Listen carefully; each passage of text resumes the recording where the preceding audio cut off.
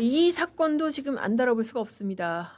조국 전 대표. 이제 뭐 조국 다시 또 대표로도 복귀를 하겠네요. 조국 전 조국혁신당 대표의 사면. 그렇게 힘들게 건넌 조국의 강을 민주당이 스스로 다시 빠져드는 게 아닐까 싶습니다. 사실 이 사면 같은 경우에 제가 지난 판일기에서도 해드렸지만은 민주당 내부에서도 상당히 이견이 많고 갈등이 있었던 그런 사면인데 결국 단행을 했죠. 그래서 이 조국 사건의 역사적 의미에 대해서도 다시 짚어보지 않을 수가 없고요. 그리고 중요한 것은 지금 조국 사건을 뒤집으려는 시도가 현재 진행 중입니다. 며칠 전에 MBC에서 대구 MBC에서 보도가 하나 났어요. 자, 어떤 내용이냐면은 썸네일 한번 띄워주시겠어요?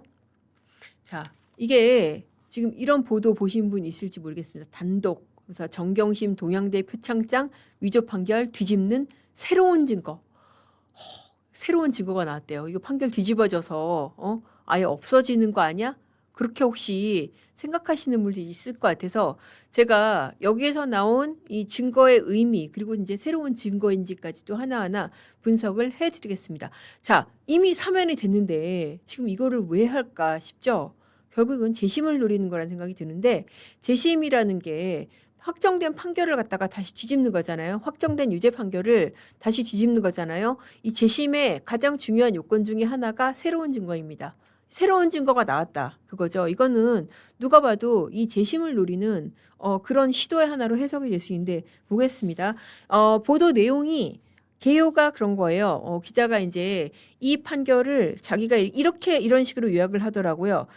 법원이 이 표창장, 정경심 씨 표창장 위조 혐의에 대해서 유죄 판단한 근거가 크게 두 개다. 첫째, 최성해 총장이 나는 표창장 준 적 없다라고 진술을 냈고, 두 번째, 동양대 측이 제출한 그 어학교육원 근무 담당자 내역에 보면은 2012년 8월 1일부터 9월 23일까지 50일 동안 직원이 없는 공백기였다.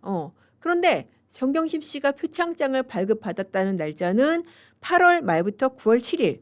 그러니까 뭐예요? 그러니까 직원이 공백기였던 그 시기에 표창장을 발급받았다고 했기 때문에 당신 말대로라면 이거는 표창장을 물리적으로 발급받을 수 없던 시기였던 거 아니냐. 이런 식으로 해서 법원이 유죄를 선고했다라는 게 이 MBC 기자의 나름의 사건 요약입니다. 자, 그런데 이거를 뒤집는 증거를 지금 자기네들이 찾았다는 거예요. 그게 뭐냐면은 이런 주장을 이런 그 확정 판결을 뒤집는 문건을 입수했다라고 하면서 하는 내용이 직원 이모 씨가 2012년 8월 24일 날 기한한 공문이 있다는 겁니다. 영어 사관학교에서 운영할 글로벌 영어 교과목 개설을 요청하는 그런 내용이라고 그래요. 그러면서 거기에 담당자 이름도 적혀 있고 학교 내선 번호도 적혀 있고 그러면서 이제 그 오병현이라고 그 전 동양대 그 직원 실명이 나옵니다. 이 사람이 실명으로 인터뷰를 했어요. 이거 학교에서 쓰는 양식 맞아요. 그러면서 또 다른 증거도 있다. 라고 하면서 또 제시를 합니다. 또 이 기한자 직원으로 돼 있는 이모 씨가 그러니까 직원이 공식적으로 근무하지 않았다라고 하는 그 시기에 2012년 9월 4일 날 또 이렇게 근무한 흔적이 남아있다. 영어사관학교 합격자 명단 여기 있는데 보면은 정경심 씨가 추진했던 영어사관학교 남녀 합격자가 분류가 돼 있고 토익 점수가 있다. 그런데 이런 것들이 다 제출이 됐는데 법원이 이 유죄 판결을 했다라는 것입니다. 자, 여러분 어떻습니까? 이게 그러니까 요약하면 그거예요. 그러니까 2012년 8월 1일부터 9월 23일까지 그 50일 동안에는 당신네들 지금 직원 공백기로 나왔다며. 근데 그 공백기에 어떻게 그러면 정경심이 표창장을 발급을 받았겠어? 그러니까 이거는 발급이 애초부터 불가능한 거야. 정경심이 위조한 거야. 라는 게 이제 법원의 판결 취지라는 것인데 이거 전제부터 사실 틀렸어요. 그러니까 법원이 직원이 없었던 시기에 발급받았기 때문에 유죄다. 그게 아니에요. 자, 이 사건의 핵심적인 유죄 증거는 뭐냐면은 최성해 씨의 진술은 맞습니다. 당시 최성해 총장 그러니까 동양대 총장 표창장이잖아요. 발급 권한이 있는 사람은 총장입니다. 근데 총장이 내가 준 적 없다 그랬어요. 그러니까 이거는 위조가 맞잖아요. 그리고 또 하나, 자, 총장의 진술이 하나가 있고 또 하나는 뭐냐면은 이 컴퓨터에서 발견된 파일이죠. 뭐예요 이게? 그러니까 왜 우리 영화 기생충의 장면을 똑같이 따라했다 그렇게 해서 그때 당시 기사 많이 났었잖아요. 바로 아들의 표창장 이게 이 상장 이 파일을 스캔을 해가지고 아들의 상장 파일에 있는 총장 직인을 그대로 스캔을 해가지고 왜 그림판으로 스캔을 했다고 그랬잖아요. 그거를 그래서 이 딸의 표창장으로 만들었다는 거 아닙니까? 그래서 이 영화 기생충의 그 상장 위조 수법하고 똑같다. 그래서 서울대 문서위조학과 뭐 갈시력된다 뭐 이러고 나왔던 그 영화 기생충 혹시 기억나시는 분들 있을지 모르겠는데 그렇게 했던 그 위조 수법 있잖아요. 그 표창장 파일 직인 파일 이게 정경심 씨 컴퓨터에서 발견이 됐기 때문에 결국 이 뒤집을 수 없는 이 유죄 증거가 된 거거든요. 이 직원의 근무일자 이거는 정말 그 유죄를 인정하는 그 수백 가지 증거 중에 하나이고요. 그리고 중요한 것은 그때 당시에 동양대 직원들도 뭐라고 했냐. 자, 제가 이제 그때 당시에 그 판결문을 그대로 하는 어제 이제 그 집에서 쭉 읽어봤어요. 그 한 400페이지, 5페이지 되는데 그 관련된 부분을 한번 찾아서 읽어보니까 이 지금 방금 그 대구 MBC 인터뷰했던 오 뭐라는 이 직원이 판결문에도 이름이 등장을 합니다.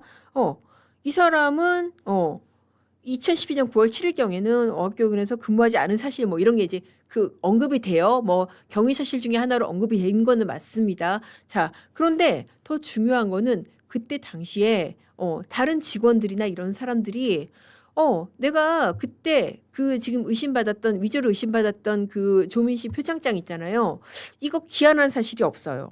그리고 이 어학교육원장으로 정경심 씨가 부임한 이후에 어학교육원 그 명의로 우수상, 최우수상 어떤 형식의 상도 준 적이 없다라고 그때 당시에 직원들이 다 진술을 했습니다. 그리고 동양대 표창장 수여하고 관련해서 서류 기한도 안 했다. 그리고 상장을 뭐 재발급 원래 정경 씨 말도 막 계속 바뀌었어요. 처음에 이제 이거는 뭐 내가 정식대로 받은 거다라고 했다가 결국 그 시기가 아니고 나중에 주서 받은 거다. 뭐 그런 얘기도 하고 말이 왔다 갔다 하고 그랬었거든요. 그러면은 나중에 받았다는 그 부분에 대해서도 이제 좀 수사기관이 확인했었습니다. 근데 그 부분에 대해서도 그때 당시에 직원들이 그렇게 재발급 받을 수 있는지 물어보는 것도 뭐 들은 적이 없다. 그렇게 요청에 따라 재발급한 사실도 없다라고 이 사건에서 다 증언을 했고 그런 내용이 판결문에 다 나와 있습니다. 자, 그러니까 뭐예요? 지금 MBC가 새로운 증거라고 하는 것들이 다 그때 당시에 판결에 다 가만히 된 겁니다. 자, 그래서 저도 이제 이게 뭔가 싶어서 뭐 검찰이나 이런 데 이제 그곳에 확인을 해봤어요. 그러니까 나오는 반응이 뭐냐면은 야, 이거 새로운 증거라고? 너무 새롭네. 그러더라고요. 너무 새롭다. 이게 뭐겠어요? 반어법이죠. 너무 새로워서 너무 놀랐다. 제발 판결을 뒤집으려면은 제발 새로운 증거를 좀 가져왔으면 하는 바람입니다. 자, 그 법조인들은 다 알잖아요. 재심을 하려면은 유죄 확정 판결을 뒤집으려고 한다면은 새로운 증거가 나와야 됩니다. 정말 새로운 증거가 나와야 되는 거예요. 아니 지금 이 사건에서 결정적인 증거는 이 컴퓨터 파일 그리고 총장의 진술. 지금 뭐 새로운 증거라고 내는 거에서는 이 두 가지를 지금 뒤집지를 못하잖아요. 최성애 씨가 뭐 지금 와서 말을 바꾼다 한들 그게 재심의 증거가 될 수가 있겠습니까? 그리고 이 지금 그 아들의 이 상장의 파일 이게 뭐 없어질 수가 있겠어요? 그러니까 이 사건은 참 이게 뭐랄까 이게 정말 어떻게 보면은 계속해서 손바닥으로 하늘을 가리려는 듯한 그런 시도들이 결국은 이런 어리석은 결과를 낳지 않나 그런 생각이 들었습니다. 자, 그리고 지금 이 부분에 대해서도 한번 짚고 넘어갈 필요가 있을 것 같아요. 이게 정경심 씨가 뭐 표창장 위주로 그깟 표창장 하나로 징역 4년? 이게 발이 돼? 이렇게 해서 온 가족이 도륙된 거야. 이건 너무 가혹해. 이거는 윤석열 검찰이 온 가족을 도륙한 거야. 라는 뭐 이제 그런 프레임이 아직까지도 있고, 뭐 이번 사건 같은 경우에도 이 윤석열 수사를 다 뒤집으려고 하면서 이 사건도 결국 이제 사면을 한 것으로 보이는데, 과연 표창장으로 4년이 나온 것인지 이 부분을 한번 제가 지금 따져 드리려고 합니다. 자, 불과 얼마 전에 여러분들이 많이 공분하셨던 사건이 있습니다. 바로 뭐냐면은 이춘석 의원 왜 그 주식 거래한 거 있잖아요. 차명 거래한 거. 보좌관 명의로 차명 거래한 거. 자, 보좌관 명의로 차명 거래한 것보다 사실 더 분노를 자아낸 것은 이거 미공개 중요 정보 이용한 거 아니냐. 당신 어디서 고급 정보 가져와 가지고 지금 선행 매매한 거 아니야? 그 부분이잖아요. 왜냐하면은 이춘석 의원이 그 국정기획위원회 그 AI 그 분과장 그러니까 경제 분과장이었잖아요. 그래서 AI 관련 중요한 보고를 받았을 것으로 추정된 사람이잖아요. 그런데 당시에 그 화면이 어땠어요? AI 관련된 그 기업들 아닙니까? 요즘 잘 나가는 기업들, 네이버, 카카오페이, 그리고 특히나 이 거래 화면에 찍힌 시간이 지금 중요한 발표 뭐냐면은 그 당시 AI 국가대표 선수, 국가대표 주자를 발표한 시간하고 불과 20분 차이밖에 안 났다는 거 아니에요? 그러니까 그때 당시에 그 오후 2시에 그 AI 국가대표로 뭐 네이버, 카카오페이 이런 기업들이 발표가 됐고 그리고 주식 거래로 찍힌 시간이 뭐 2시 20 몇 분 뭐 이랬다는 거 아니에요? 그러니까 우리 개미들이 의심을 하는 거는 당신이 이거 중요 정보 보고 받고 이날 발표가 되면은 오를 것을 미리 알고서 이거를 매매한 거 아니냐. 이게 정말 그 개미들을 그 들끓게 하는 그런 요소잖아요. 미리 고급 정보 알고 매매하는 거. 자, 이런 요소가 정경심 씨한테도 있었고 심지어 정경심 씨는 이 혐의로 유죄가 확정이 됐습니다. 이거를 사실 많이들 모르시더라고요. 이게 단순히 입시비리 사건이라고만 생각을 하시는데 아닙니다. 중요한 요소가 있었습니다. 바로 미공개 중요정보 이용 혐의, 자본시장법이죠. 이 부분에 대해서 다시 한번 짚어드리겠습니다. 자, 미공개 중요정보 이용 혐의 한번 다시 CG 한번 띄워주시겠어요? 자, 자본시장법상 미공개 정보 이용 혐의입니다. 얼개는 어떻게 되는 거냐면은 자, 2018년 1월 3일부터 1월 5일까지 WFM 이게 이제 그 코스닥의 상장사였습니다.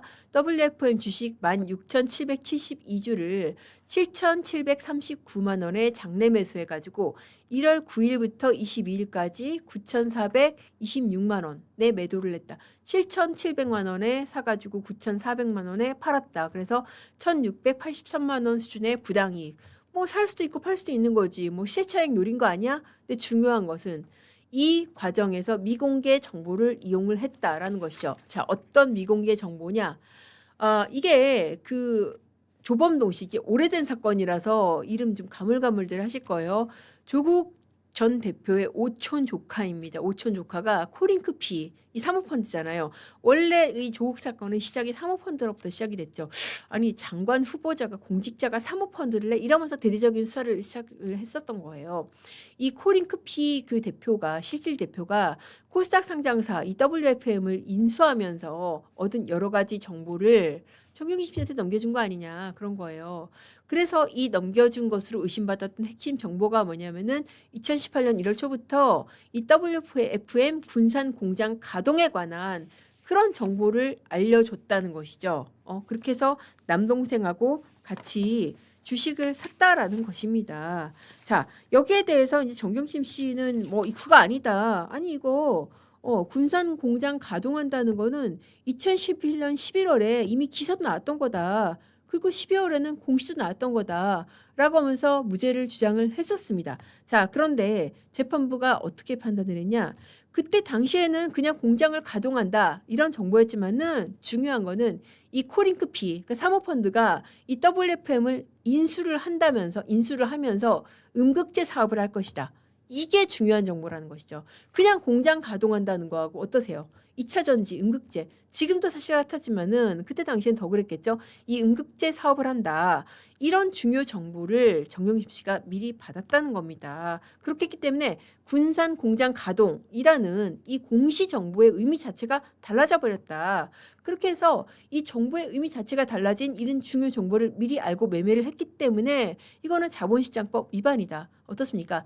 이춘석 의원 같은 경우에는 지금까지 의심의 단계, 분노의 단계인데 정경심 씨 같은 경우에는 이익의 규모는 좀 많이 줄었습니다. 그렇지만은 이렇게 미공개 중요 정보 이 부분에 대해서 유죄가 확정이 된 거예요. 자, 뿐만 아니라 이런 부분들도 이용을 한 것으로 이 재판부가 인정을 했습니다. 자, 어떤 내용이냐면은 자동차 부품 연구원이 2018년 2월 13일 날 WFM 음극재 평가 실험을 한다.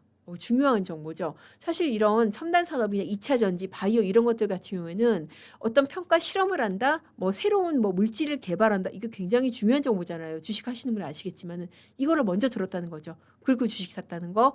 그리고 2018년 11월에도 또 중국 통신업체, 이 중국 통신업체하고 이런 응급제 사업을 하는 데하고 MOU 체결했다. 이것도 굉장히 꿀정보죠. 이거 미리 알았다는 것이죠. 그리고 주식 샀다.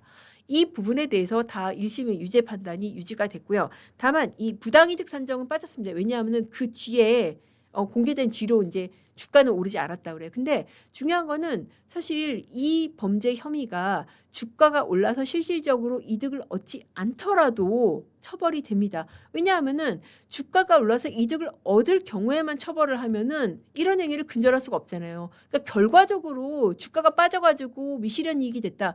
이렇게 해서 처벌을 안 한다고 그러면은 너도 나도 이렇게 내부 정보 빼내는 거를 정당하게 되잖아요. 그렇기 때문에 이런 혐의가 유죄가 났었습니다. 다만 이제 일부 무죄가 났던 것은 1심에서는 이게 이제 한 2억 2천만 원 정도가 이게 이제 그 1심에서는 유죄가 났었는데 2심 같은 경우에는 이게 이제 무죄가 났어요. 이제 이건 법리적인 부분인데 이 매도한 상대방이 1심은 모르는 사람에게 팔았기 때문에 미실현 이익을 실현했다라고 봤는데 2심 같은 경우에는 이미 그 정보를 알고 있던 사람이라고 봐가지고 이거를 무죄로 본 그런 부분이 있습니다. 아무튼 중요한 거는 이렇게 우리가 지금 분개하고 있는 개미들을 농락하는 이 미공개 중요 정보 이용 혐의 이 부분에 대해서 정경심 씨가 유죄가 확정이 됐다는 것이고 그리고 적어도 1심 기준으로 했을 때는 이게 입시 비리보다 더 무거운 혐의였었습니다. 실제로 양형 기준이 그랬어요. 판결문으로 봤을 때 양형 기준을 제가 한번 찾아보니까 실제로 그렇습니다. 실제로 양형 기준상으로도 이 미공개 중요 정보가 그때는 이제 그 아까 2억 2천까지 다 유죄로 들어갔었으니까 이 입시 비리보다 이게 더 무거운 혐의였었습니다.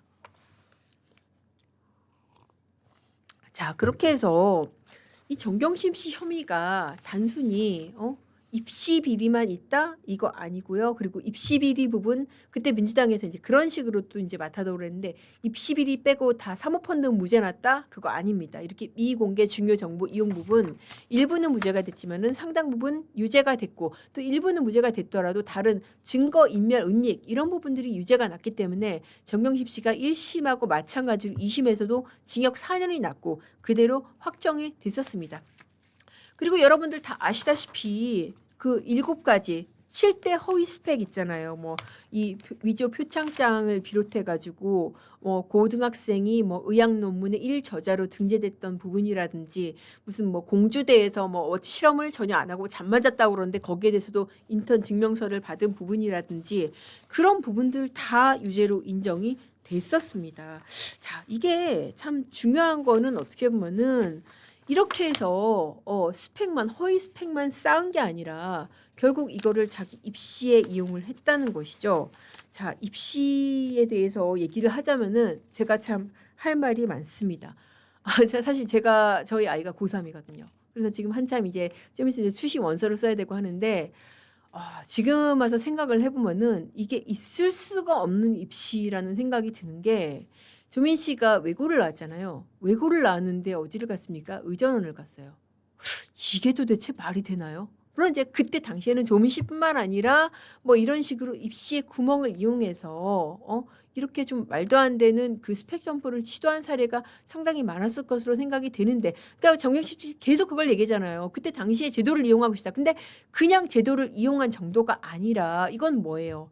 표창장을 위조를 하고 하지도 않은 인턴 활동을 했다고 적어내고 그것도 그냥 순순하게 한 게 아니라 주변 사람들을 회유하고 압박하고 이런 식으로 해서 다 가짜 스펙을 만들어냈다는 것이잖아요.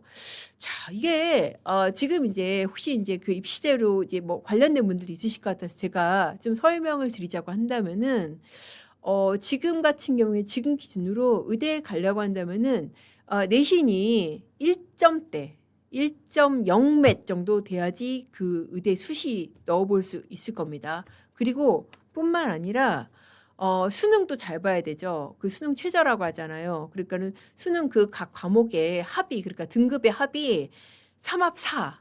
그러니까 세 과목의 합계가 지금 4를 넘지 않을까 1112 뭐 이렇게만 돼도 뭐 맞출까 말까 그렇게 되는 거죠. 그리고 뭐 심하게는 4, 5 그러니까 11112 거의 이런 식으로 나와야지만이 의대를 갈까 말까 이렇다고 해서 다 가는 것도 아니고 자 그런데 지금 와서 생각해 보면 기가 막힌 게 조민 씨가 이렇게 숫자로서 나타나는 그런 스펙들이 없다는 거예요. 다 뭐예요? 그러니까 이 조민 씨가 사실 그때 이제 그 개탄을 그 자안했던 게 학교에서 전교 1등하고 막 수능 거의 막 만점에 가깝게 맞고 그러고 플러스 이런 스펙들이 있어서 간 게 아니라니까요.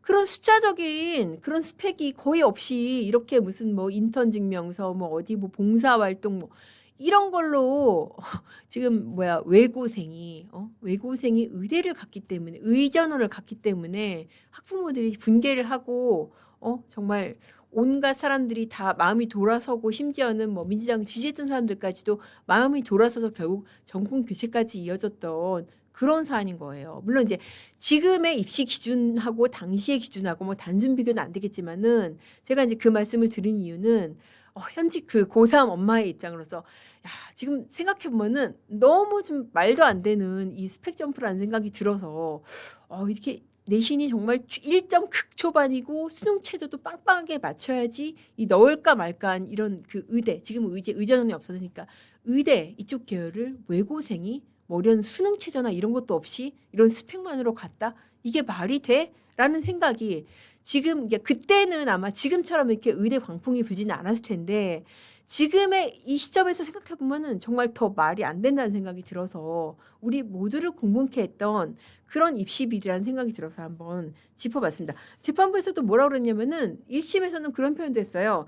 진실을 이야기한 사람들에게 정신적인 고통을 줬다. 이거는 그냥 당신네들이 그냥 스펙을 뭐 위조하고 허위 작출하고 그런 것뿐만 아니라 어떻게 했다는 거예요. 수사 재판 과정에서도 진실을 이야기할 법한 사람들 그러니까 당시에 그 조민의 친구들이라든지 조민 그때 걔 안 왔어요라고 이야기할 수 있는 이런 사람들한테까지 지금 고통을 줬다는 거예요. 이거를 재판부가 엄히 꾸짖은 겁니다. 2심에서도 마찬가지예요. 피고인은 이런 얘기를 했어요. 정경심 씨한테 이 사건 수사와 재판의 과정 내내 당시 입시제도 자체가 문제라는 태도로 이 범행의 본질을 흐렸다. 그러면서 피고인과 그 가족에 대한 선의로서 사실과 다른 내용의 확인서까지 작성해줬을 사람들한테 또 그 확인서들과 표창장이 진실하다고 믿었을 입학 사정 담당자들한테 책임을 전가하고 있다.